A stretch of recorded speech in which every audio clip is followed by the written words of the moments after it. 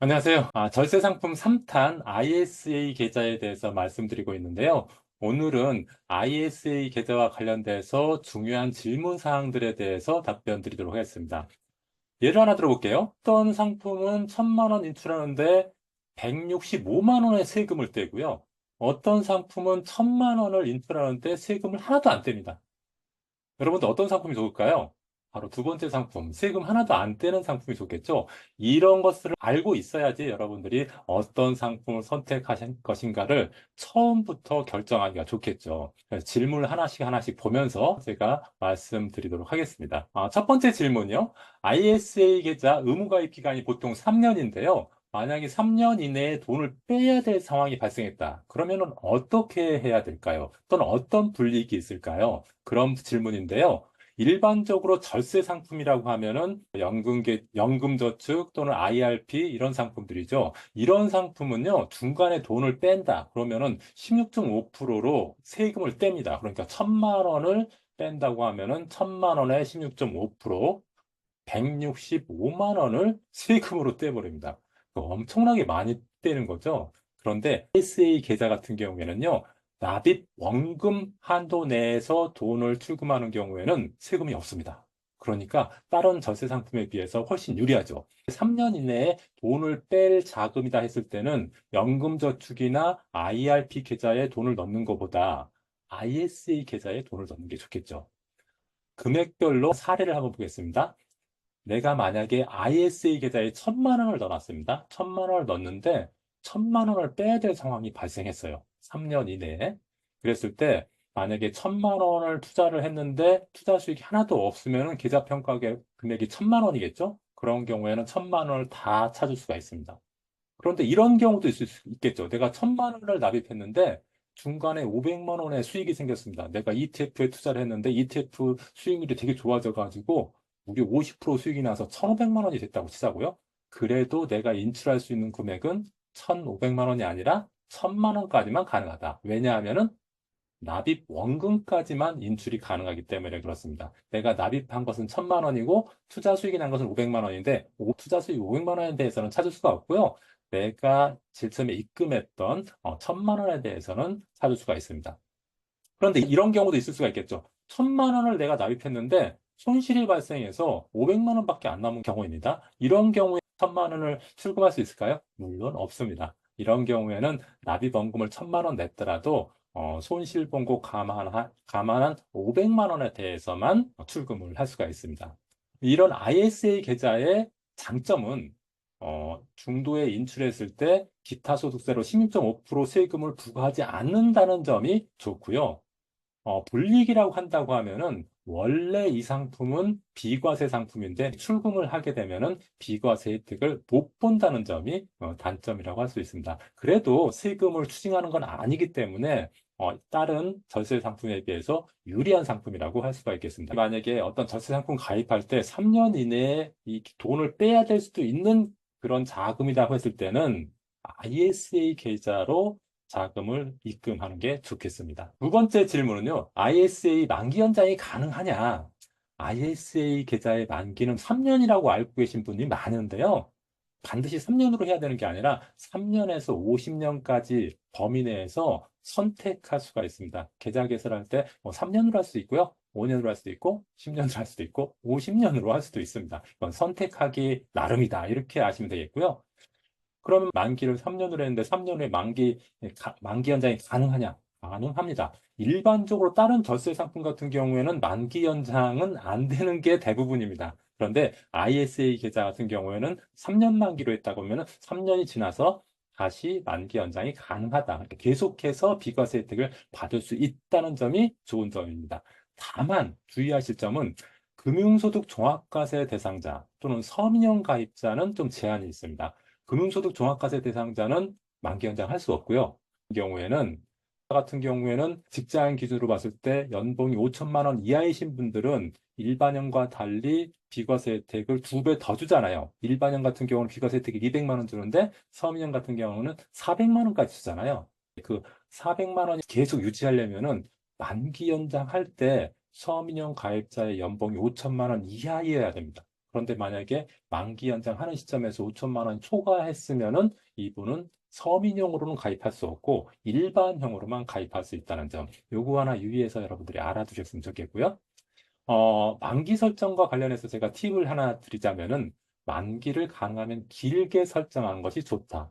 왜냐하면은 만기를 10년으로 설정했다고. 이자 소득, 배당 소득, 비과세 또는 분리과세 혜택은 3년만 지나면 무조건 혜택을 줍니다. 그러니까 만기를 3년으로 한 사람이나 만기를 10년으로 한 사람이나 똑같이 3년만 지나면은 비과세, 분리과세 혜택이 모두 다 주어지기 때문에 가능하면은 좀 길게 잡아두는 게 좀 좋겠다 이렇게 생각이 됩니다. 특히 서민형 가입자 같은 경우에는 연봉이 3년 후에 5천만 원이 초과될 가능성이 있다. 그랬을 때는 만기를 3년보다는 길게 가져가는 게 좋을 거고요. 3년이나 5년 후에 금융소득 종합과세 대상자가 될 우려가 있다. 다시 말하면은 금융소득이 2천만 원이 초과될 우려가 있다. 이러신 분들은 만기를 좀 길게 가져가는 게 좋다고 볼 수가 있겠습니다. 세 번째 질문입니다. IS 만기가 되면 투자 상품 모두 매도해야 되나? 이런 질문인데, 일반적으로 ISA 계좌에는 주식도 투자할 수 있고, ETF에 투자할 수도 있고, 채권에 투자할 수도 있고, 리츠에 투자할 수도 있고, 뭐 원자재 펀드에 투자할 수도 있고, 그렇게 투자할 수 있는 상품들이 되게 많죠. 그럼 만기가 되면 이것을 해지해야 되는데, 이 해지를 위해서 그럼 투자했던 뭐 주식이나 ETF나 원자재 펀드 이런 것을 모두 매도해야 되느냐? 이런 질문이거든요. 매도하지 않아도 됩니다. 그런데 매도하지 않으면 어떤 문제가 생기냐면은 일반 과세가 적용됩니다. IS 계좌의 장점은 비과세인데 일반 과세가 되면은 이자소득, 배당소득에서 15.4% 이자를 내야 되는 거죠. 그러면 IS 계좌를 가입한 의미가 없어지지 않습니까? 그러니까 특별한 사유가 없는 한 만기가 되면은 해당 상품을 매도해서 이자, 배당소득에 대해서 비과세 혜택을 받는 게 좋습니다. 그렇게 하지 않으면은 만기 후에 일반 과세가 적용돼서 세금 혜택이 없어지게 됩니다. 그런데 만약에 만기에 손실이 발생하면 어떻게 될까요? 손실이 발생하면은 이자 배당 소득이 없기 때문에 일단은 비과세의 의미가 없잖아요. 그래서 이런 경우에는 매도하지 않고 만기를 연장해 놨다가 나중에 그 상품들의 이자 배당 소득이 생기면은 비과세 또는 분리과세 혜택을 받는 게 좋겠죠. 마지막으로 만기에 이익이 발생하는 경우가 있겠죠. 만기에 이익이 200만 원 발생했다. 그랬을 때는 그것을 매도해서 그 이자 배당 소득에 대해서 비과세 혜택을 받고요. 거기서 끝나는 게 아니라 ISA 계좌의 장점은 만기 해지 후에 또 새로 신규로 가입할 수 있다는 점이 장점입니다. 그러니까 만기 해지하고 나서 다시 비과세 IS 계좌를 만들어서 추가로 투자하는 것이 좋은 방법이라고 볼 수가 있겠습니다.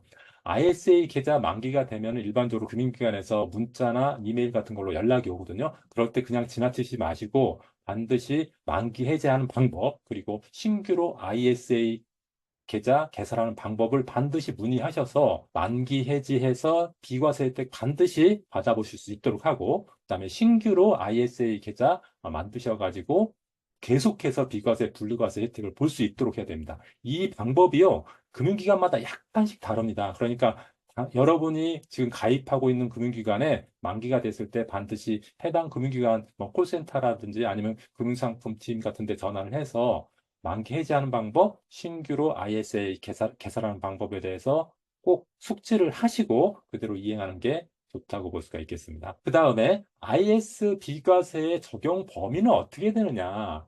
일반적으로 일반형 같은 경우는 200만 원까지 비과세가 되고 서민형 같은 경우에는 400만 원까지 비과세가 되죠. 근데 이 200만 원, 400만 원의 기준은 매년 200만 원, 매년 400만 원이 아니고요.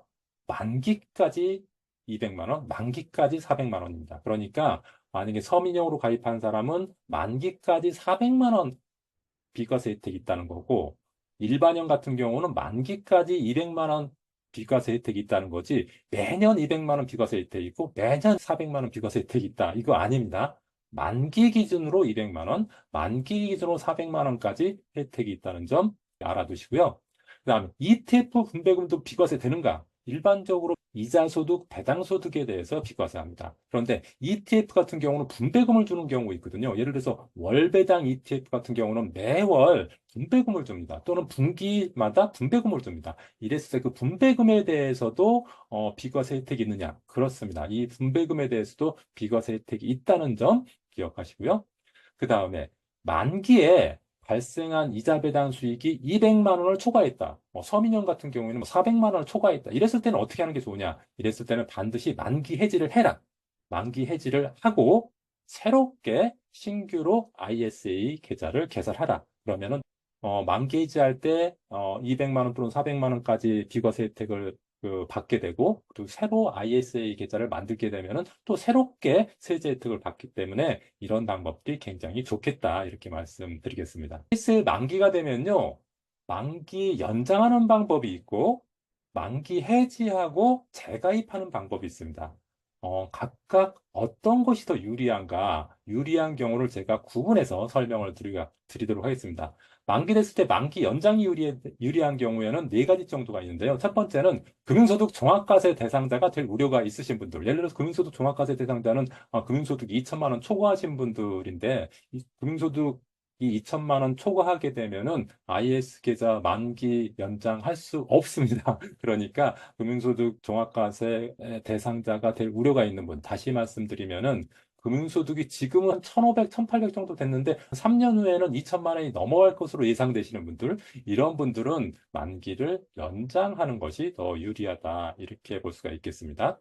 그리고 서민형 가입자의 경우, 이런 경우도 만기 연장하는 게 유리하겠죠. 서민형은 400만 원까지 비과세 혜택이 있는데 일반형은 200만 원까지 비과세 혜택이기 때문에 서민형 가입자의 경우에는 만기 해지하고 새로 하는 것보다 만기 연장이 더 유리할 수 있습니다. 그 다음에 ETF 분배금 입금일이 만기일 이후인 경우에도 만기 연장하면은 비과세 혜택이 있는데 만기 연장 안 하면은 일반 과세되니까 만기 연장을 하는 게 유리하겠죠. 만기 시점에서 손실이 난 경우, 이 경우는 물론 세금이 없겠지만 나중에 이자 배당 소득이 생기는 경우에 연장을 하면은 그 부분에 대해서 비과세되니까 만기 연장하는 게 유리하다고 볼 수가 있겠습니다. 만기 해지 후에 재가입이 유리한 경우는 비과세 혜택을 모두 받은 경우, 예를 들어서 서민형 같은 경우는 400만 원, 일반형 같은 경우는 200만 원이잖아요. 그 비과세 혜택을 다 받았으면 일단은 만기 해지하는 게 좋겠죠. 만기 해지하고 신규로 다시 ISA에 재가입하면은 또 새롭게 비과세, 분리과세 혜택이 있기 때문에 이런 경우에는 만기 해지 후에 재가입하는 것이 유리하다고 볼 수가 있고요. 그리고 만기 자금을 연금 계좌로 이전하고자 하는 경우, 예를 들어서 ISA 계좌의 만기 시점이 5천만 원이 됐다. 이 중에서 3천만 원을 연금 계좌로 이전하면은 그 이전 금액의 10%까지 세액공제를 해주거든요. 그래서 이런 경우에는 만기 해지 후 재가입이 유리하니까 이 두 가지 경우에 해당된다고 하면은 만기 해지 반드시 하시고 거기서 끝나지 말고 그다음에 ISA 신규 계좌를 개설하는 것이 좋겠습니다. ISA 계좌 만기가 되면 추가 세액공제 받을 수 있다고 하던데 어떻게 하나요? 이런 질문이 있는데요. ISA 계좌 만기 전에는 비과세, 분리과세 혜택은 있지만 세액공제 혜택은 없습니다. 그렇지만은 ISA 계좌 만기 후에는 만기된 ISA 자금을 연금 계좌로 만기된 IS 자금을 연금 계좌로 이체하면은 이체액의 10%를 추가 세액 공제해 줍니다. 여기서 연금 계좌라고 하면은 어떤 것을 말하냐면은 IRP 계좌나 연금저축을 말하는데요. 연금 계좌에 그 ISA 만기 자금을 이체하면은 이체액의 10%, 그러니까 만약에 3천만 원 이체했다고 하면은 300만 원까지 세액 공제를 해줍니다. 굉장히 큰 거죠. 다만 조건이 있는데요. 만기 자금을 수령한 날로부터 60일 이내에 연금 계좌로 이체해야 됩니다. 연금 계좌로 60일 이내에 이체해야지 60일이 넘어가 버리면은 세액 공제 혜택이 없다. 이거 꼭 명심하시기 바랍니다. 저 같은 경우도 최근에 ISA 계좌가 만기가 됐었는데 요 만기 금액에서 3천만 원을 IRP 계좌로 옮겨가지고요. 300만 원의 세액 공제 혜택을 받을 수 있었습니다. 여러분들 이런 거 잘 활용하시기 바랍니다. 그동안 이제 IS 계좌에 대해서 말씀드렸는데요. 다음 시간에는 또 다른 그 절세 상품, 여러분들이 알아두시면 꼭 돈이 되는 그런 절세 상품에 대해서 계속 이어가도록 하겠습니다. 고맙습니다.